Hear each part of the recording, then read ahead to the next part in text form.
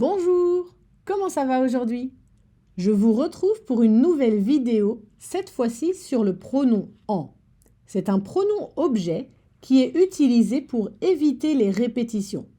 Vous connaissez déjà les compléments d'objet directs, le, la, les, l'apostrophe, et les compléments d'objet indirects, lui et leur, ainsi que les pronoms objets me, te, ce, nous, vous, ce, qui peuvent agir comme complément d'objet direct ou indirect.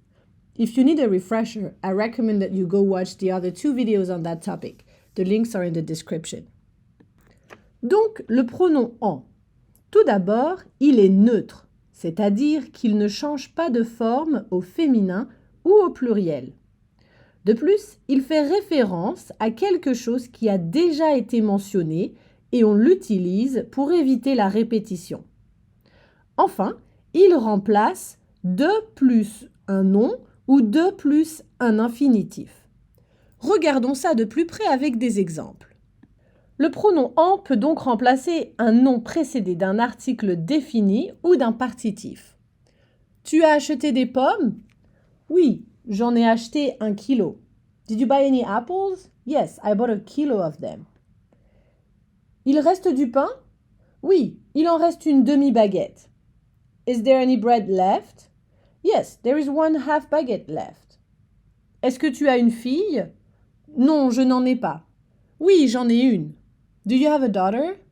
No, I don't have any. Yes, I have one. En général, on précise la quantité pour clarifier le sens de la phrase.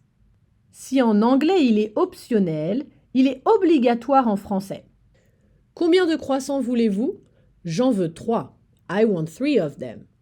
Vous avez des devoirs à faire? Oui, nous en avons beaucoup. Yes, we have a lot of them. Of them or of it is optional in English, but en is required in French. Comme vous l'avez certainement remarqué, en est devant le verbe auquel il fait référence. It follows the same rules of position in the sentence as the other object's pronoun. Au passé composé, il précède l'auxiliaire. Ils ont des enfants? Oui, ils en ont 5. Tu as aimé la tarte aux fraises? Oh oui, j'en ai trop mangé. Oh yes, I had way too much. For the students who are more advanced, en remplace aussi une chose ou un infinitif dépendant d'un verbe construit avec la préposition de. Par exemple, ce train arrive de Paris. Il en arrive. It arrived from Paris. J'en reviens. Je reviens du supermarché. Je n'ai pas besoin du rouleau. Non, je n'en ai pas besoin. Avoir besoin de quelque chose.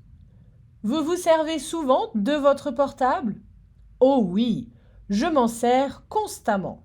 Se servir de quelque chose. Enfin, de remplace un infinitif dépendant d'un verbe construit avec la préposition de. Je n'ai pas envie de regarder un film. Je n'en ai pas envie. Avoir envie de quelque chose. Nous rêvons d'aller au Japon. Nous en rêvons. Rêver de faire quelque chose. Retour maintenant. Répondez aux questions en utilisant le pronom en.